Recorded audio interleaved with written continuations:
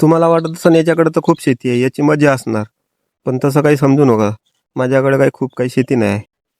आता तुम्ही म्हणत असाल का ह्या रोज शेतात जाते आणि ह्या म्हणते शेती नाही. पण माझ्या ब्लॉगमध्ये तुम्हाला जेवढी पण शेती दिसते, तेवढी मी मक्यानं केलेली असते.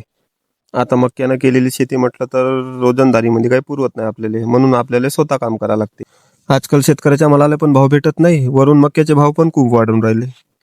त्यामध्ये घाटा कोणाचाच नाही, फक्त आमच्यासारख्या शेतकऱ्याचाच आहे. चला तुम्हाला सांगतो कोणतं कोणतं वावर कोणाचं आहे. आता हे तुम्हाला विहीर दिसत आहे, हे विहीर माझ्या आप्पाजीच्या शेतातले आहे. आता आप्पाजी म्हटलं तर तुम्हाला वाटत सांगा फुकट असेल हे वावर, पण आप्पाजी कुठं फुकट देते, आप्पाजी पण आपल्याकडून मक्का घेते. हे वावर तुम्हाला जे दिसत आहे हे पण मक्याचंच आहे. याचा पण मक्का खूप आहे, 1-1 लाख रुपये मक्का द्यायला लागते.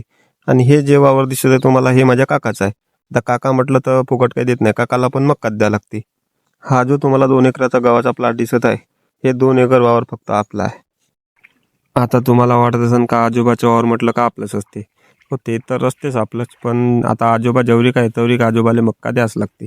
काकाचं वावर म्हटलं तरी काकाला मक्का द्यास लागते.